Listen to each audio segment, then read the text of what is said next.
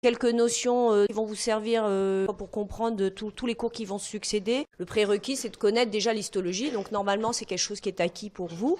Il y a une très très grande complexité des tissus et des cellules et qui correspond aux différentes fonctions qu'elles doivent exercer pour une homéostasie de l'individu. Le tissu épithélial, il est caractérisé par la présence de cellules épithéliales, la présence d'une membrane basale qui sépare la couche de cellules épithéliales où qu'elle se trouve, du reste. Le reste, c'est-à-dire c'est le chorion. Et le chorion, c'est là où vous allez trouver les vaisseaux, c'est là où vous allez trouver les fibroblastes, c'est là où vous allez trouver les filets nerveux, c'est là où vous allez trouver les cellules immunitaires. Et c'est là où vous allez, au travers de la membrane basale, vous allez avoir des échanges entre les cellules épithéliales et son chorion. 20% par rapport au tissu collagène, qui correspond à 80%. Les cellules épithéliales, c'est simple, il n'y en a que 3 sortes. En fait, il y a les cellules malpighiennes et dites paramalpighiennes, c'est 2 sortes. La paramalpighienne est un dérivé de la cellule malpighienne. Le plus grand exemple de la cellule malpighienne, c'est la peau, ça, visible, évident. La paramalpighienne, c'est les vessies, l'urtère, c'est tout l'appareil urinaire. Et en fait, la caractéristique de l'épithélium paramalpighien, c'est sa capacité à la dilatation. Et vous comprenez tout de suite qu'effectivement, une vessie, si elle n'est pas capable de se dilater, vous allez avoir un problème. Donc effectivement, c'est un épithélium qui est très, très proche en aspect visuel, mais qui a cette capacité d'extension ou pas. Les cellules glandulaires, on en a énormément. Et là, par exemple, je vous ai mis des exemples de cellules glandulaires malpighiennes et paramalpighiennes. Et vous voyez déjà tout de suite qu'au sein d'un même tissu, d'un même organe, je vais dire, eh bien, vous pouvez avoir des cellules glandulaires et des cellules malpighiennes. Par exemple, le col utérin.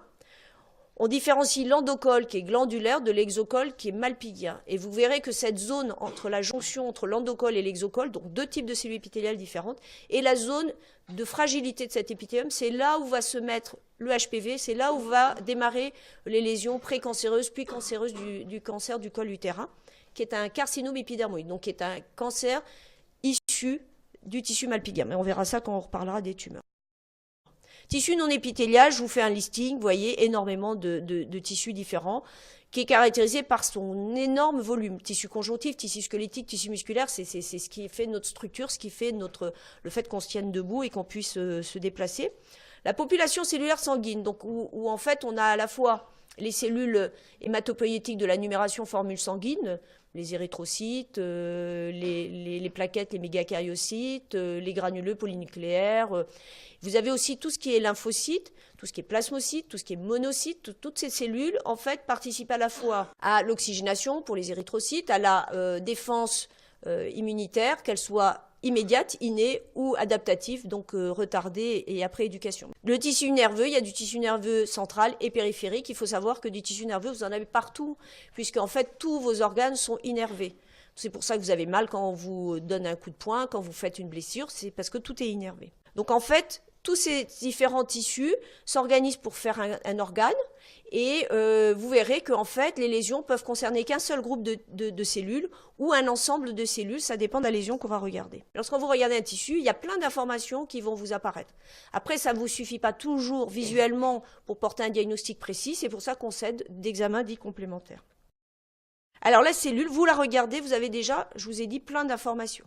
Déjà, la façon dont elle est constituée, c'est-à-dire où est le noyau, comment est le cytoplasme, petit, grand, déjà ça vous permet de vous orienter, de dire c'est plutôt une cellule de ce type-là, une cellule plutôt épithéliale, une cellule plutôt non épithéliale, plutôt nerveuse, plutôt musculaire.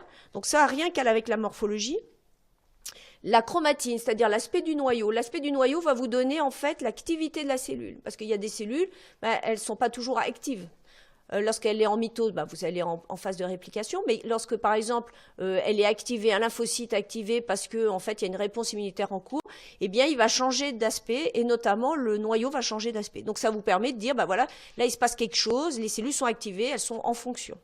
Le cytoplasme, c'est un constituant majeur, c'est là où vous avez énormément d'organites intracellulaires, mais même l'aspect de votre cytoplasme va vous permettre de dire, par exemple, j'ai de la bile, j'ai des cellules mortes dans le cytoplasme, donc c'est une cellule phagocytaire, c'est une cellule qui est capable de prendre en charge des débris cellulaires. Je contiens de la mélanine, du fer, enfin X possibilités qui vont vous permettre, encore une fois, de catégoriser votre cellule et éventuellement de poser une indication, enfin une lésion éventuelle élémentaire. Les cellules sont parfois très différenciées. Par exemple, vous pouvez avoir des cils qui battent, hein, comme les paupières, exactement le même rôle que les cils des paupières, c'est-à-dire c'est une balayette. Hein, et vous savez que, par exemple, dans l'épithélium respiratoire, vous avez des cils qui vous permettent de débarrasser un peu de tout ce que vous allez inhaler, qui sont des particules que vous n'avez pas intérêt à avoir au fin fond de votre poumon, dans les alvéoles. Vous avez souvent quand même des cellules qui sont suffisamment reconnaissables pour pouvoir vous repérer. C'est très très rare que vous puissiez rien dire du tout. Voilà, donc en fait, lorsque vous regardez un prélèvement, une lame, une coupe histologique, normalement, en visualisant cette coupe histologique, vous êtes capable de dire de quel organe il s'agit et éventuellement s'il y a une lésion. Alors là, je vous montre des exemples de ces lésions qui ne sont pas forcément des lésions graves, mais qui peuvent être des fois des lésions graves. Par exemple, ici, c'est du foie, donc ça, c'est 2 coupes de foie.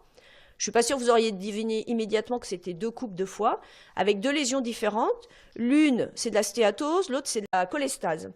Donc là, c'est parce que vous avez une surcharge lipidique dans les hépatocytes. Cette surcharge lipidique, vous la voyez avec certains médicaments, vous la voyez avec de l'obésité, avec de l'alcoolisme. Vous savez que la maladie stéatosique est en fréquence la plus importante maladie hépatique dans les pays occidentaux, et qui est la cause d'insuffisance hépatocellulaire et de greffe de foie. Donc ça, c'est une surcharge stéatosique, c'est une surcharge lipidique.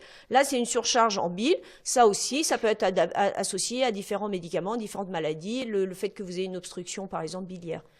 Vous voyez bien que tout de suite, là, sur une même lésion, vous pouvez avoir plein de cas de figure. Soit le patient il est obèse, soit il prend un médicament, soit il est alcoolique. Eh bien, vous donnez la lésion alimentaire et le clinicien, en discussion avec vous, va dire, bah oui, bah voilà, c'est parce qu'il prend tel médicament, je vais arrêter le médicament, je vais changer de médicament, ou je vais le faire maigrir. Ça, c'est une coloration, c'est du foie aussi, là aussi, vous n'auriez pas trouvé. C'est une coloration du fer, hein, c'est une coloration dite de Pearls, et là, ça vous montre qu'il y a une surcharge en fer. Alors, une surcharge en fer, lorsqu'elle est aussi massive que ça, en général, c'est lié à une hémochromatose, donc c'est une maladie génétique. Mais, par exemple, lorsque vous avez des gens qui ont été multitransfusés sans chélateur de fer, eh bien, vous pouvez avoir des surcharges ferriques, donc vous pouvez avoir du fer qui se dépose. Tous ces dépôts lorsqu'ils sont minimes, ne gênent pas. Lorsqu'ils sont massifs, comme ici, et en fait, ils induisent une dysfonction de l'organe. Et là, vous avez une insuffisance hépatocellulaire. Là, c'est de la mélanine. La mélanine, vous ne la retrouvez que dans les mélanocytes. Donc ça, c'est quelque chose dit de normal sur la peau. C'est quelque chose qui est anormal. Lorsque vous avez des cellules tumorales avec de la mélanine, vous savez déjà qu'il s'agit d'un mélanome. Voilà, que ce soit un ganglion, n'importe quel prélèvement, à partir du moment où vous avez une cellule avec de la mélanine et qui est tumorale, il faut qu'elle soit tumorale, eh bien, il s'agit d'un mélanome. Vous savez que vous pouvez avoir des névus, donc c'est la tumeur mélanocytaire bénigne, hein, une tumeur n'est pas forcément maligne, eh bien des névus, vous en avez sur la peau, vous pouvez en avoir aussi sur les muqueuses, hein, vous pouvez en avoir pas uniquement sur la peau. Voilà, alors dans la situation tumorale, vous vous appuyez énormément sur ces caractéristiques cellulaires pour pouvoir vous orienter.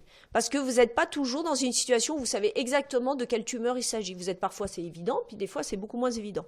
Là, par exemple, c'est évident parce que vous avez 2 exemples. Ici, vous avez des cellules tumorales. Vous voyez ces différences de taille, de forme. On reviendra quand on parlera du cancer. Mais vous voyez que dans leur cytoplasme, ces cellules, elles ont du mucus. Alors là, vous ne le voyez pas, vous voyez avec une boule blanche. Mais je peux faire une coloration de bleu alcyan, par exemple, ou de PAS, qui sont 2 colorations qui vont colorer ce blanc soit en bleu ciel, soit en fuchsia. Et là, vous avez la preuve que c'est bien du mucus. Et une cellule tumorale qui a du mucus, c'est une cellule glandulaire. Vous savez déjà que c'est un adénocarcinome.